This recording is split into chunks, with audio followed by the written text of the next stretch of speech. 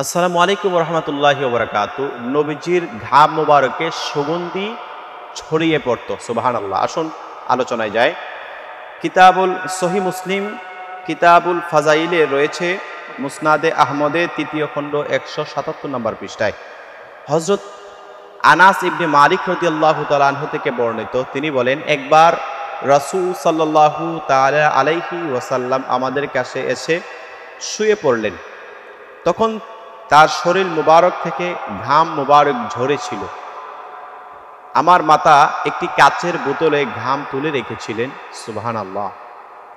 নবী করিম সাল্লাল্লাহু তাআলা আলাইহি ওয়াসাল্লাম ঘুম মুবারক থেকে জাগ্রত হয়ে বললেন, হে উম্মে সুলাইম, এ কি করছেন?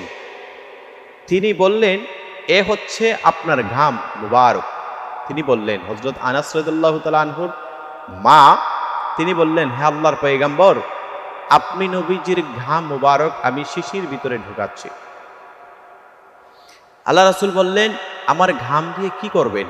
তখন সাহাবীর মা তিনি বললেন, আমরা এই ঘাম দিয়ে সুগন্ধি তৈরি করব, যা হবে সবচেয়ে উৎকৃষ্ট সুগন্ধিযুক্ত। সুবহানাল্লাহি ওয়া বিহামদিহি।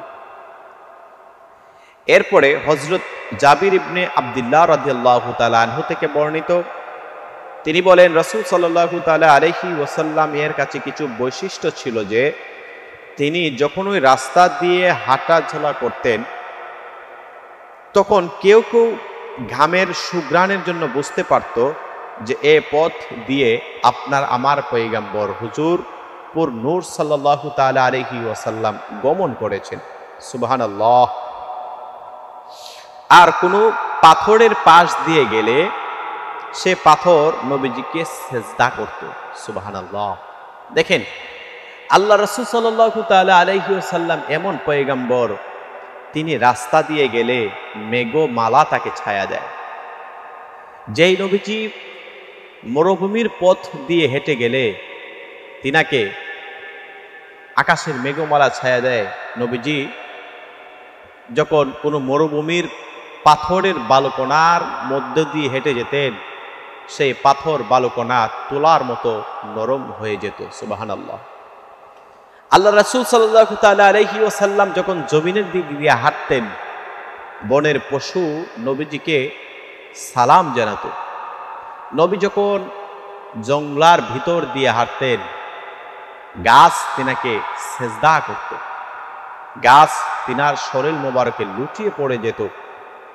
নবী যখন এই ধরাতে তাশরিফ এনেছিলেন, আরবের বড় বড় মূর্তিগুলো ভেঙে চুরমার হয়ে জমিনে পড়ে গিয়েছিল।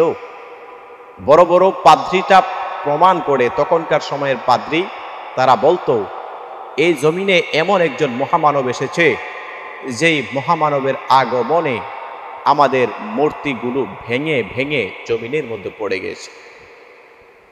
এই পাদ্রীগুলা তারা ঘোষণা করত, হে আরবের মানুষ, তোমরা যদি এই জামানা থেকে মুক্তি পেতে চাও, সত্যের দিশারি পেতে চাও, তাহলে এই জামানার মধ্যে একজন পয়গম্বর এসেছেন, সেই পয়গম্বরের সাথে তোমরা দীক্ষা লাভ করো। সেই জন্য আমরা এই জমিনের মধ্যে চলাফেরা করব, এই জমিনের মধ্যে থাকব। আমাদের সবচেয়ে বড় উদ্দেশ্য থাকবে আল্লাহ রাসূল সাল্লাল্লাহু তাআলা আলাইহি ওয়াসাল্লামের শান মান তুলে ধরা। আল্লাহ আমাদের সকলকে তৌফিক দান করুন। আসসালামু আলাইকুম ওয়া রাহমাতুল্লাহি ওয়া বারাকাতুহু।